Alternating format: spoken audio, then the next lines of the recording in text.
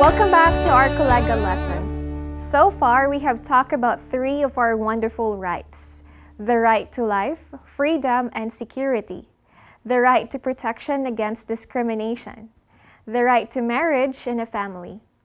Today, we're going to learn more about your right to a family and to marriage. I'm going to tell you the true story of a very courageous young woman. While you listen to this story, think about her situation and what you would do in this case. This is a picture of Balkisa.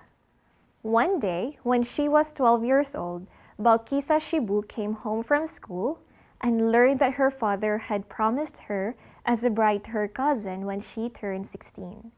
Balkisa had no say in the matter, and she would have to stop school and start a family when they got married.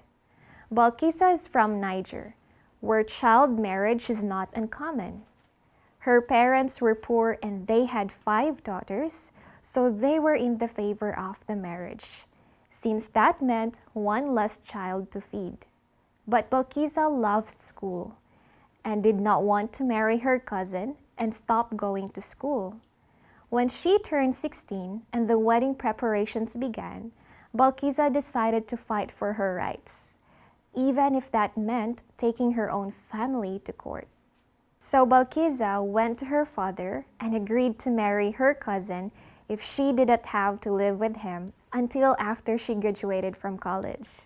But her father could not help her, because in his family's tradition, the older brother could make decisions for the children of his younger siblings. And her father's older brother was her uncle, the man who was the father of her cousin that she was supposed to marry. Her uncle refused to even consider Balkisa's request, so the wedding preparations continued. Balkisa's mother could not help her because women have no power in Niger. Next, Balkisa asked her school principal for help. He sent her to an organization that helped her by taking legal action against her father and uncle for defying one of her human rights, by forcing her into a marriage she did not want. When they went to court, however, Balkisa's uncle denied the accusation and claimed it had all been a misunderstanding, so the case was dropped. Balkisa thought she had won. But then, her uncle threatened to kill her unless she married her cousin. Balkisa quickly escaped to a women's shelter. Finally, the uncle realized he might end up in jail, so he gave up and went back to his own country. Balkisa was able to go home in safety. Her mother and father now want nothing to do with forced marriage. Balkisa speaks to school groups as well as to tribal chiefs. She explains that forced early marriage is often linked to terrible violence in marriage. It is also true that young mothers who have babies at such an early age frequently die because their bodies are not yet ready for pregnancy. Balkisa has now gone to medical school and knows that her family is counting on her to succeed. Balkisa encourages other girls to follow her example. "I'm not saying don't marry," she tells groups of schoolgirls, "but choose the right moment to do so." She tells them to study as hard as they can, even though it is hard. Studies are your only hope. What an amazing true story. What do you think of this story? What stood out to you in her experience? Do you think Balkisa's parents were right to try to make her marry her cousin? Why or why not? I am glad that Balkisa knew that it was her right to choose when and to whom she got married. Let's read article number 16 from the Universal Declaration of Human Rights. Number 1, every adult has the right to marry and have a family if they wish. Number 2, men and women have the same rights when they are married and when they are separated.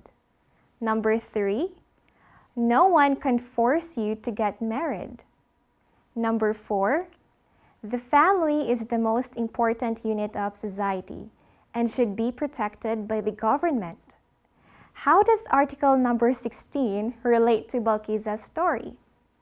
Here are some questions for you to answer. See if you can answer before I remind you what happened. Number 1. Why were Balkiza's parents trying to force her to marry her cousin?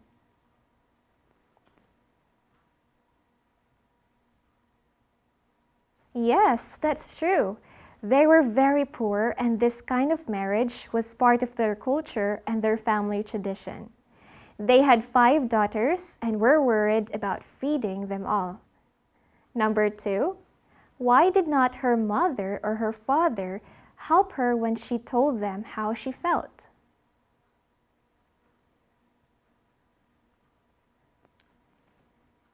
Did you remember that in their culture, her mother had no power, and her father was afraid of his older brother because he made the decisions for the extended family? Number 3, how did Balkiza finally solve her problem?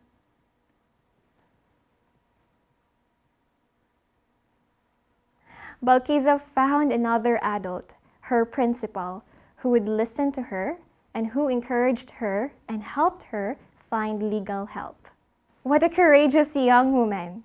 Balkiza worked with the legal system and eventually went back to her family. She kept on trying. She did not give up. She found people who could help her and things worked out. Today, Balkiza is a doctor and she is helping her family escape from poverty. Knowing about our human rights definitely helps us all.